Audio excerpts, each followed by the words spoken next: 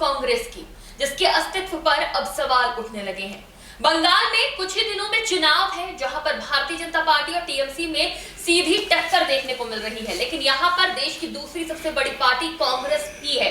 कांग्रेस और ममता बनर्जी की party TMC दोनों आमने सामने हैं, जो एक वक्त पर एक ही मंच पर नजर आ रहे थे। यानी इंडिया गठबंधन के दौरान जब ये दोनों दल एक साथ थे, उस वक्त भी बंगाल में दोनों ही राजनीतिक दलों ने अलग अलग एक दूसरे के सामने चुनाव लड़ा था, और आज भी वही हो रहा है। इसके साथ ही सवाल ये भी खड़ा होता है, क्या अब इंडिया गठबंधन का कोई वजूद है?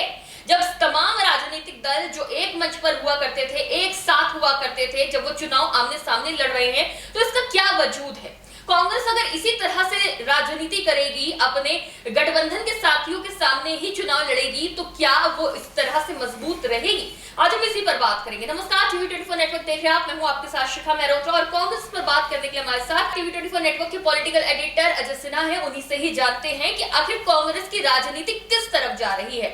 मौजूदा वक्त में अगर कांग्रेस की बात करी जाए तो कांग्रेस अपने आप को सबसे ज्यादा मजबूत, सबसे बड़ी पार्टी समझती है। बंगाल में भी कई सीटों पर त्रिकोणीय मुकाबला है। भारतीय जनता पार्टी से फाइट हमेशा रही है कांग्रेस और टीएमसी दोनों की, लेकिन बहरामपुर जहां से अधीर रंजन चौधरी कांग्रेस के जो उम्मीदवार है, वरिष्ठ नेता हैं, अब वो भाजपा से ज्यादा टीएमसी पर हमलावर है। तो जो ये राजनीति देखने को मिल रही है, क्या इस राजनीति के सहारे कांग्रेस का भविष्य सुरक्षित है? क्या इस तरीके से भारतीय जनता पार्टी को कांग्रेस और टीएमसी हरा पाएंगे जब आपस में सहयोगी दल ही लड़ते रहेंगे? क्या लगता है? देखिए, कांग्रेस आगे बढ़ रही है। कांग्रेस बड़ी पार्टी के तौर पर बीजेपी को पटखनी देने की तैयारी कर रही है। ये शायद राहुल गांधी को लगता है, कांग्रेस कार्यकर्ताओं को भी ये अब नहीं लगता है। आपने कहा कि अधीर रंजन चौधरी कांग्रेस के बड़े नेता हैं, वो टीएमसी पर ज़्यादा आक्रामक हैं, ना कि भारतीय जनता पार्टी पर। दरअसल पश्चिम बंगाल में कांग्रेस की राजनीति को ख़त्म करने वाली टीएमसी ही है। भले ही एक मंच पर ये सब दिखाई दे जहां इंडिया अलायंस की बात होती है, लेकिन जब चुनाव लड़ने की बारी आती है तब ममता बनर्जी कांग्रेस को भाव तक नहीं देती हैं, चारा तक नहीं डालती है। जब लोकसभा चुनाव हुए तो ममता बनर्जी ने अपने आप को किनारे कर लिया था, कहा था नहीं, हम किसी के साथ मिलकर चुनाव नहीं लड़ेंगे। हुआ क्या कि कांग्रेस अलग चुनाव लड़ती है, उसको हार का सामना पश्चिम बंगाल में करना पड़ता है। ममता बनर्जी और बीजेपी दोनों ही बेहतर कर जाती हैं। सिर्फ टीएमसी की बात ही नहीं, जब कांग्रेस के राजनीतिक भविष्य को लेकर सवाल खड़े होते हैं तो हमको देखना होगा विपक्ष के नेताओं की प्रतिक्रिया को। दरअसल कांग्रेस अब और राजनीतिक दलों के लिए या तो मजबूरी बन गई है कि भाई कोई नहीं तो चलो कांग्रेस को साथ में ले लेते हैं। इससे पहले हुआ क्या, ये पता चलता है कि दो पार्टियां अगर चुनाव लड़ रही हैं तो दो पार्टियों में पलड़ा जो है वो किसका भारी है। देखिए, पश्चिम बंगाल में तो टीएमसी और बीजेपी में आमने सामने की फाइट है, कांग्रेस कहीं भी स्टैंड नहीं कर रही है, यही सच है पश्चिम बंगाल में। अब हम टीएमसी और कांग्रेस को साथ में लेके देखते हैं, एक मंच पर रख के देखते हैं कि अगर मानिए टीएमसी और कांग्रेस है तो विपक्ष के नेता साथ किसका दे रहे हैं। तो यहां पर विपक्ष के नेताओं के तौर पर अगर हम अखिलेश यादव को देखें तो अखिलेश यादव टीएमसी का साथ दे रहे हैं। वो कह रहे हैं कि ममता बनर्जी को चुनाव जीतना चाहिए, ममता बनर्जी संघर्ष कर रही हैं, यानी वो कांग्रेस के साथ नहीं है अखिलेश यादव पश्चिम बंगाल के अंदर। इससे पहले जब दिल्ली में विधानसभा चुनाव हुआ, तब दिल्ली विधानसभा चुनाव में जब आम आदमी पार्टी और कांग्रेस अलग अलग चुनाव लड़ रही थी और दोनों एक दूसरे को बीजेपी की बी टीम होने का आरोप लगा रहे थे, तब अखिलेश यादव आम आदमी पार्टी के साथ खड़े नजर आए थे। तो सीधे तौर पर कांग्रेस को अब कोई अगर उसी के साथ विपक्ष की दूसरी पार्टी आ जाती है कांग्रेस साथ, और विपक्ष के नेताओं को ऑप्शन के तौर पर चुनना होता है, तो वहां पर वो कांग्रेस को नहीं चुन रहे, यही सच है। अब इस स्थिति में कांग्रेस ये सोच रही है कि इन सभी राजनीतिक दलों के साथ हम राजनीति करके बीजेपी को हरा देंगे, बीजेपी को पटखनी दे देंगे, प्रधानमंत्री नरेंद्र मोदी को चुनाव हरा देंगे। तो ये तो दूर की कौड़ी नजर आती है, क्योंकि आपके साथी आप पर भरोसा नहीं कर रहे। अखिलेश यादव मध्य प्रदेश में देखिए कहते हैं कि कांग्रेस पर भी भरोसा नहीं करना, ये भी बीजेपी की तरह है। तो उत्तर प्रदेश में गठबंधन होगा कि नहीं होगा ये भी अभी क्लियर नहीं है, क्योंकि हो सकता हो अखिलेश यादव, कांग्रेस अगर कोई डिमांड रखती तो अखिलेश यादव कांग्रेस को किनारे कर दें, नहीं साथ में चुनाव लड़े, क्योंकि कांग्रेस ये बात जानती है कि उत्तर प्रदेश में अखिलेश के बिना दाल गलनी नहीं है। हाँ, अलग लड़के वो भले ही अखिलेश के वोट काट दे। तो टीएमसी पश्चिम बंगाल में सीधे तौर पर जो टीएमसी और बीजेपी के बीच का चुनाव नजर आ रहा है और कांग्रेस दरकिनार है, तो ये कांग्रेस की स्थिति को बताता है कि कांग्रेस की स्थिति इस वक्त देश की राजनीति में क्या है। देखिए, जितने भी राज्यों में चुनाव होता है, हाल ही में जितने भी राज्य में चुनाव हुआ, उसको उदाहरण अगर लेके देखें, कांग्रेस या तो गठबंधन के लिए बात नहीं बनती है, अगर बात बन जाए तब भी वहां पर हार का सामना करना पड़ता है उन दलों को। तो ऐसे में कांग्रेस अपनी रणनीति पर बिल्कुल ध्यान नहीं दे रही है, कोई बदलाव नहीं कर रही है, कोई सुधार नहीं कर रही है, खुद भी हारेगी और जो गठबंधन के साथी उनको भी हराएगी, या फिर उनके सामने चुनाव लड़के उनको चुनाव हरा देगी। तो इस तरह से वो भारतीय जनता पार्टी को खुद भी हरा नहीं पा रही है और ना ही जो उसके सहयोगी दल है या फिर अन्य विपक्षी दल है उनको हराने का मौका दे रही है। ऐसे में कांग्रेस का अस्तित्व आपको क्या लगता है, भविष्य क्या लगता है?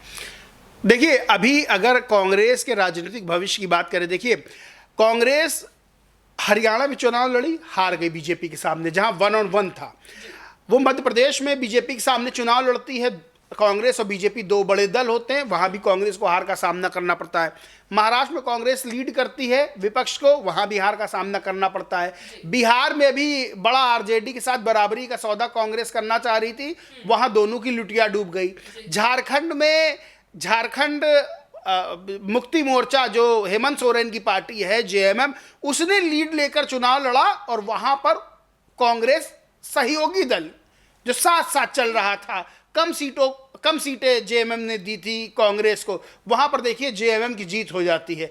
यानी कि विधानसभा चुनाव में वहां का क्षेत्रीय दल जेएमएम वो बीजेपी को पटखनी देता है। जम्मू कश्मीर की बात कर ले तो नेशनल कॉन्फ्रेंस ज़्यादा सीटों पर चुनाव लड़ती, कांग्रेस को कुछ सीटें दी जाती है, तो कांग्रेस शायद 6 सीटें कांग्रेस को भी मिल जाती हैं और नेशनल कॉन्फ्रेंस की सरकार बनती है। उसको सब कहते हैं इंडिया अलायंस की सरकार बन गई, इंडिया अलायंस। भैया अखिलेश यादव वहाँ अलग लड़ रहे थे, उनको तो भाव ही नहीं दिया गया था, तो क्या इंडिया अलायंस? झारखंड में कहा गया कि जो है इंडिया अलायंस जीत गया, इंडिया अलायंस, तो उसमें बाकी के राजनीतिक दल कहाँ थे? अखिलेश यादव चाहते समाजवादी पार्टी भी गठबंधन से लड़े, लेकिन कांग्रेस हर वक्त रोड़ा अटकाती है। जम्मू कश्मीर में भी हुआ, झारखंड में भी हुआ, महाराष्ट्र में भी कांग्रेस के नेताओं का अबू आजमी का बयान आए थे कि भाई मीटिंग में हमको नहीं बुलाया जा रहा है। मध्य प्रदेश में अखिलेश यादव किस तरह दरकिनार किया गया, जब अखिलेश यादव की नाराजगी सामने आई थी, कमलनाथ कह देते थे कौन अखिलेश वो अखिलेश।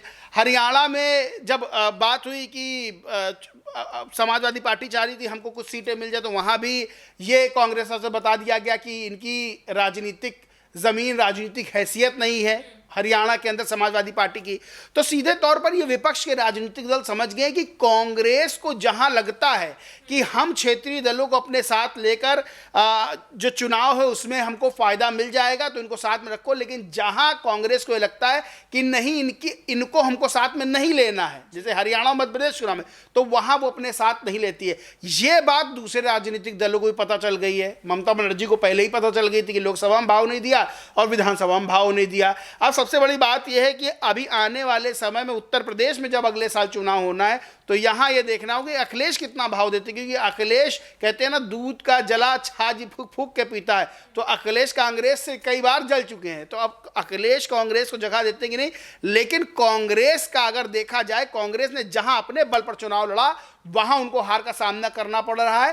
कांग्रेस ने जहां अपनी मनमानी चलाई गठबंधन में वहां उसको हार का सामना करना पड़ा। हाँ, कांग्रेस सेकेंडरी पार्टी के रूप में जहां चुनाव लड़ती है वहां भले ही विपक्ष को एक जीत का स्वाद चख लेते। तो राहुल गांधी के नेतृत्व में लगातार कांग्रेस हार रही है। कहीं भी कोई उदाहरण ऐसा नहीं मिलता है कि राहुल गांधी के नेतृत्व में बहुत बड़ी जीत हासिल कांग्रेस कर रही हो। मतलब कांग्रेस तो हार ही रही है, साथ ही भाजपा को हराने के लिए जो तमाम विपक्षी दलों का एक गठबंधन बना था इंडिया अलायंस, वो भी अब बेअर्थ नजर आ रहा है, कोई उसका अब अर्थ या फिर भविष्य नजर नहीं आ रहा। देखिए, ये जो इंडिया अलायंस है, जो इंडिया अलायंस बना, ये इंडिया अलायंस दरअसल अपने अपने मतलब के लिए, एक स्वार्थ के लिए बनाया गया था, क्योंकि ये दलों के जो आगे की रणनीति थी उन्होंने ही इसको बना दिया। नीतीश कुमार का जो मकसद था इसको बनाने का यही था कि भारतीय जनता पार्टी को तमाम जो विपक्षी दल है एकजुट होकर हरा सकते, एकता बहुत जरूरी है। नीतीश कुमार को ये हमको लग रहा पहली बैठक में पता चल गया था कि ये कुछ कोई नहीं हरा पाएगा, इसीलिए वो बनाते हैं इंडिया अलायंस, वो खुद ही छोड़ के बीजेपी के साथ चले जाते हैं, क्योंकि ये पहली बैठक में ही वो तस्वीरें निकलकर सामने आने लगी थी कि भाई ये देखिए कोई भी गठबंधन कांग्रेस जो मुख्य विपक्षी पार्टी है वो कभी पीछे हटेगी नहीं, वो अपना नेतृत्व करना चाहेगी और जो इसी वजह से सब में मनमुटाव रहे। कांग्रेस को ये लगता है हम सबसे पुरानी पार्टी तो हम ही नेतृत्व करेंगे, लेकिन समय बदल गया है। कांग्रेस पुरानी थी, बीजेपी बहुत बात की थी, लेकिन आज बीजेपी इतनी मजबूत है, कांग्रेस ने बहुत से ऐसे राजनीतिक दल है जिनका उदय हुआ जो क्षेत्रीय राजनीति में बहुत मजबूत हो गए हैं। तो सीधे तौर पर कांग्रेस को ये चीज़ लगता है समझ में नहीं आती है। और जो इंडिया अलायंस बना है वो कभी बनता है, किसी नेता से पूछा जाता है, विपक्ष कहता है नहीं लोकसभा के लिए बना था, जो है विधानसभाओं के लिए नहीं बना था। तो जब कहीं मानिए झारखंड में जीत हो जाती है और जो है जम्मू कश्मीर में जीत हो जाती है, तो फिर क्यों लिखा जाता है कि इंडिया अलायंस की जीत हो गई? फिर कैसे इंडिया अलायंस जब लोकसभा के लिए बना था और अगर विधानसभाओं के लिए बना था तो लगातार जो विधानसभा चुनाव में हार हो रही है, फिर तो इंडिया अलायंस की हार है। और फिर इंडिया अलायंस है कहाँ?